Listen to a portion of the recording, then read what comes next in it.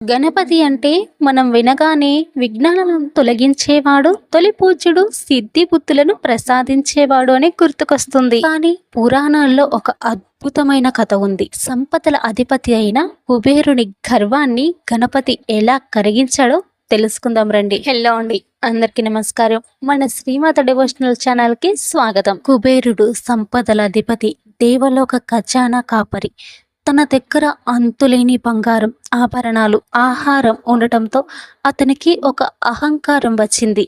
నాకన్నా ధనవంతుడు ఎవ్వడూ లేడు, నా విందుకు వచ్చిన వారు ఎవ్వరైనా సంతృప్తిగా వెళ్తారు అని అతడు గర్వంగా అనుకున్నాడు. తన సంపదను చూపించుకోవాలని కైలాసంలో ఉన్న శివపార్వతుల దగ్గరకు విందుకు ఆహ్వానించేందుకు వెళ్ళాడు కుబేరుడు. కుబేరుని అహంకారం గ్రహించిన శివుడు విందుకు వినాయకుడిని పంపాడు. విందు మందిరం, వందలాది వంటకాలు, లడ్డూలు, పాయసాలు వరుసగా ఉన్నాయి. అక్కడికి చిన్న గణపతి వచ్చి కూర్చుంటాడు. చిన్నవాడిలా కనిపించిన వినాయకుడు అనంత భోజన శక్తి కలవాడు. ఒకదాని తరువాత ఒకటి వంటకాలను తినడం ప్రారంభించాడు. కొద్ది సమయంలో వందలాది లడ్డూలు, వందల పాత్రలు, పాయసం, అన్నం అన్నీ అయిపోయాయి. విందులో ఉన్నవన్నీ అయిపోయాక కూడా వినాయకుడు ఆగలి. భోజన పాత్రలు, బంగారు పాత్రలు, వజ్రాల తోరణాలు కూడా మింగేశాడు. కుబేరుని ధనం నిమిషాల్లో ఖాళీ అయిపోయింది. కానీ వినాయకుడి ఆకలి మాత్రం ఇంకా తీరలేదు. కుబేరుడు చేతులు జోడించి వణుకుతున్నాడు. ఇంకా ఏమి చేస్తాను? నా దగ్గర ఉన్నది అంతా అయిపోయింది. ఈ బాలుడి ఆకలి నేను తీర్చలేకపోతున్నాను అని కుబేరుడు భయంతో వణుకుతున్నాడు. ఇక ఆలోచించి శివపార్వతుల వద్దకు చేరి కుబేరుడు నమస్కరించాడు. ప్రభు, నేను వినాయకుడి ఆకలి తీరుస్తానని అనుకున్నాను.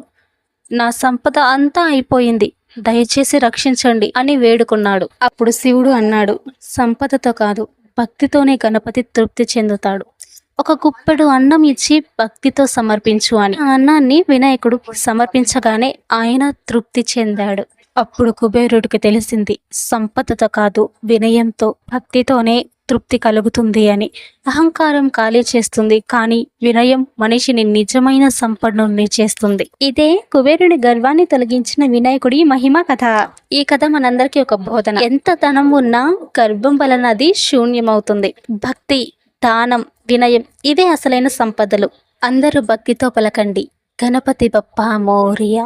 ఇంతేనండి ఈ వీడియో మీకు నచ్చితే లైక్ చేయండి, షేర్ చేయండి, కామెంట్ చేయండి. ఇలాంటి మరిన్ని పూజ ఇన్ఫర్మేషన్స్, పూజా కథల కోసం మన ఛానల్ని సబ్స్క్రైబ్ చేసుకోండి. పక్కనే ఉన్న బెల్ ఐకాన్ని క్లిక్ చేయండి. నేను చేసే ప్రతి వీడియో మీకు నోటిఫికేషన్గా వస్తుంది. Thank you for watching my video.